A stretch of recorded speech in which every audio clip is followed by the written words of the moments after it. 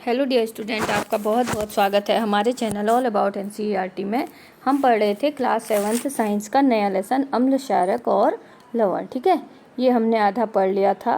अम्ल और क्षारक क्या होते हैं ये हमने पढ़ा था सबसे पहले, और इसके बाद हमने पढ़ा था हमारे आसपास के क्या क्या वो होते हैं, सूचक होते हैं। ठीक है, और इसके आगे हमने ये सब प्रैक्टिकल करके आपको बताए थे, मतलब दिखाए थे कि आपको कैसे करने हैं। हल्दी के बारे में भी पढ़ा था कि हल्दी से कैसे चेंज हो जाता है। ठीक है, तो और गुड़हल के पुष्प का भी आप लोगों ने प्रयोग करा होगा और उसमें देखा होगा कि कैसे कैसे इनमें परिवर्तन होता है। ठीक है, अब हमने पढ़ना है उदासीनीकरण। हम चले थे, कहाँ पहुँचे थे?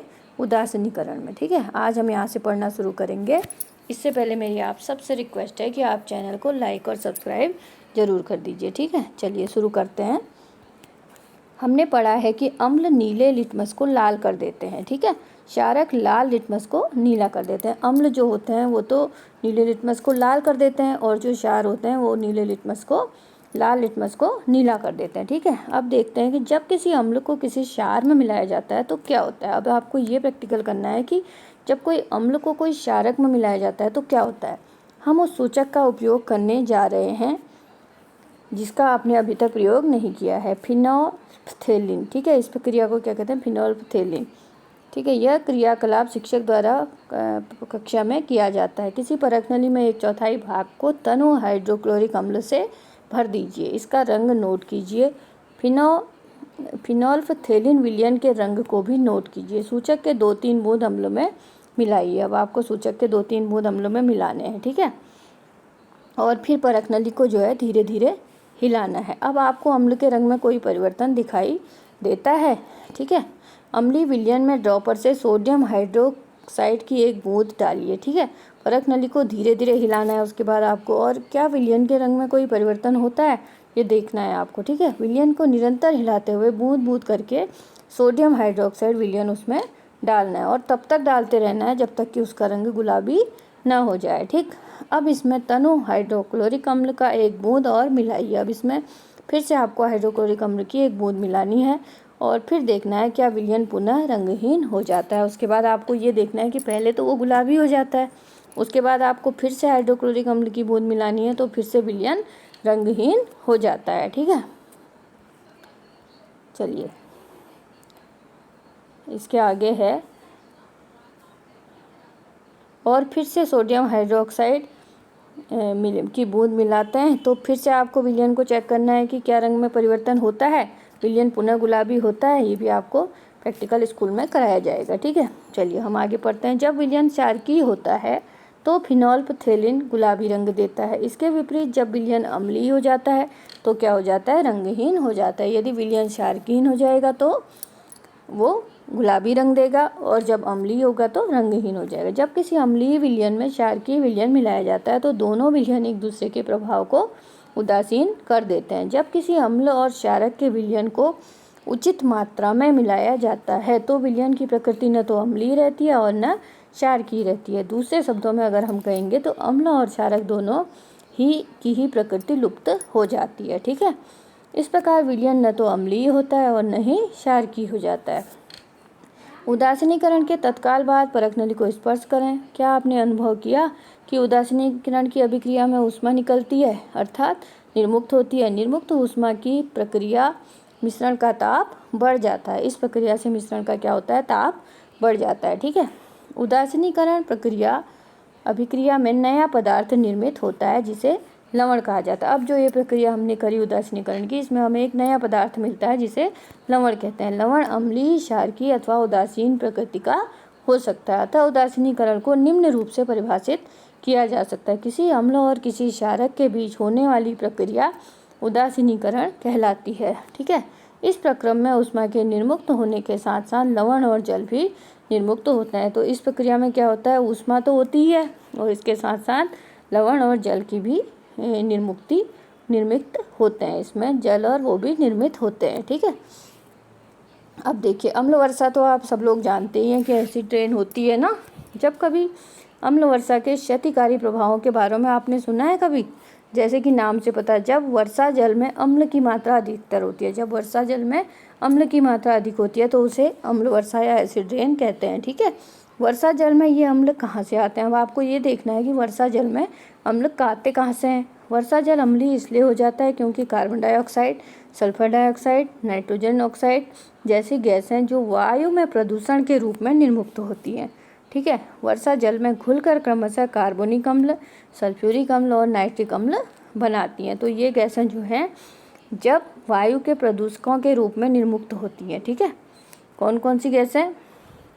कार्बन डाइऑक्साइड, सल्फर डाइऑक्साइड और नाइट्रोजन ऑक्साइड जैसी गैसें। ठीक है, तो वर्षा के जल में मिलकर ये क्या बनाती हैं? कार्बोनिक अम्ल बनाती हैं, सल्फ्यूरिक अम्ल और नाइट्रिक अम्ल बनाती है। अम्ल वर्षा भवनों, ऐतिहासिक इमारतों, पौधों और जंतुओं को क्षति पहुंचा सकती है। ठीक है, चलिए जैसे क्या है, अम्ल प्लस क्षारक, तो क्या निकलता है इसमें से? क्या निर्मित होता है? लवण और जल और ऊर्जा, ऊष्मा। ठीक है, निम्नलिखित प्रक्रिया का उदाहरण है हाइड्रोक्लोरिक अम्ल HCl और सोडियम हाइड्रोक्साइड जिसे NaOH कहा जाता है, और इससे क्या निर्मुक्त होती है?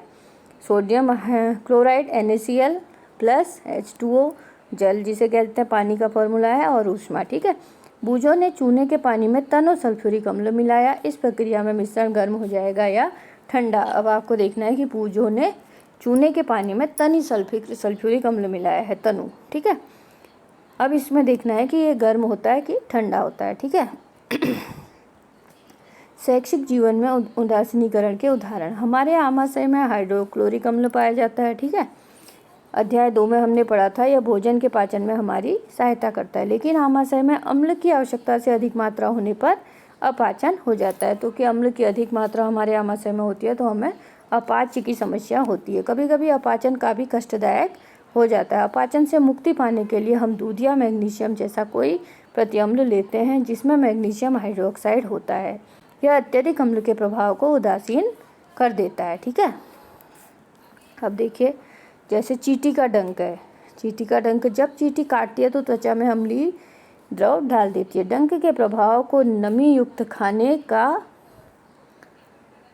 सोडा अथवा कैलेमाइन विलयन मिलाकर उदासीन किया जाता है। तो डंक में हम क्या लगा सकते हैं? खाने वाला सोडा और कैलेमाइन विलयन मिलाकर उदासीन कर सकते हैं जिसमें जिंक कार्बोनेट होता है। ठीक है, और मृदा उपचार, अब देखिए मृदा उपचार क्या है? मृदा उपचार क्या है?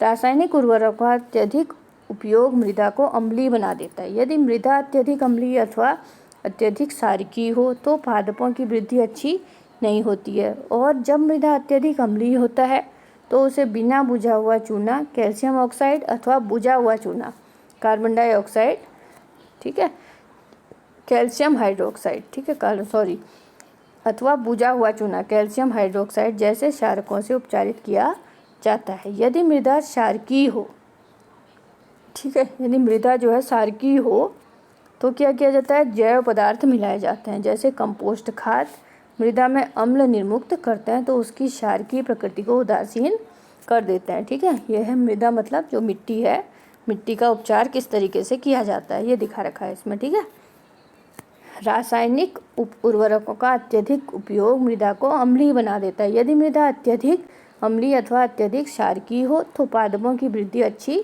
नहीं होती है, और जब मृदा अत्यधिक अम्लीय होती है तो उसे बिना बुझा हुआ चूना अथवा बुझा हुआ चूना, कैल्शियम हाइड्रोक्साइड जैसे क्षारकों से उपचारित किया जाता है। ठीक है, और इसमें कंपोस्ट खाद अम्लों में मृदा में अम्ल निर्मुक्त करते हैं जिससे उनकी क्षारकीय प्रकृति उदासीन हो जाती है। ठीक है, अब है अगला कारखानों का अपशिष्ट। अनेक कारखानों के अपशिष्ट कचरे में अम्लीय पदार्थ मिले होते हैं।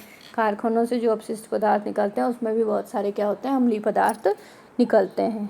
ऐसे अपशिष्ट पदार्थों को सीधे ही जलाशयों व नदियों में बहने दिया विसर्जित किया जाए तो मछली और अन्य जलीय जीवों को अम्ल नष्ट कर सकते हैं, उन्हें भी नुकसान पहुंचा सकते हैं। अतः कारखाने के अपशिष्ट को जलाशयों व नदियों में विसर्जित करने से पहले उनमें भी क्षारकीय पदार्थ मिलकर उदासीन किया जाता है। ठीक है, अब इस लेसन में आपने सबसे पहले क्या क्या शब्द सीखे हैं नए? एक तो अम्ल सीखा, अम्ल क्या होता है सीखा आपने, क्षार क्या होता है सीखा, ठीक है, अम्ल सीखा, क्षारक सीखा, सूचक सीखा, उदासीन विलयन सीखा, उदासीनीकरण और लवण। ठीक है, तो आपने क्या सीखा? सबसे पहले अम्ल स्वाद में खट्टे होते हैं। सामान्यतः क्षारकों का स्वाद कड़वा होता है तथा उनका स्पर्श साबुन जैसा होता है। ठीक है। अगला आपने क्या सीखा पॉइंट? अम्ल नीले लिटमस को लाल कर देते हैं, क्षारक लाल लिटमस को नीले कर देते हैं। अगला पॉइंट ये है। थर्ड पॉइंट है, वे पदार्थ जो न तो अम्लीय होते हैं न ही क्षारकीय, उन्हें क्या कहते हैं? उदासीन कहते हैं। ठीक है। ऐसे पदार्थ के विलयन जो अम्लीय, क्षारकीय, उदासीन विलयन में भिन्न रंग दर्शाते हैं, उन्हें क्या कहलाते हैं? सूचक कहलाते हैं। ठीक है। अगला है, अम्ल और क्षारक एक दूसरे के उदासीन करके लवण बनाते हैं। अम्ल और क्षारक जो है एक दूसरे को करके लवण का निर्माण करते हैं। लवण अम्लीय, क्षारकीय अथवा उदासीन प्रकृति के होते हैं। तो डियर स्टूडेंट, आपके समझ में आ गया होगा कि अम्ल, क्षारक और लवण क्या होते हैं। ठीक है। कल हम आपको इसके क्वेश्चन आंसर कराएंगे, तो आपको ये लेसन बिल्कुल अच्छे से समझ में आ जाएगा। और चैनल को सब्सक्राइब करना बिल्कुल भी मत भूलिएगा और अपने दोस्तों को शेयर कीजिए। ठीक है। Thanks for watching.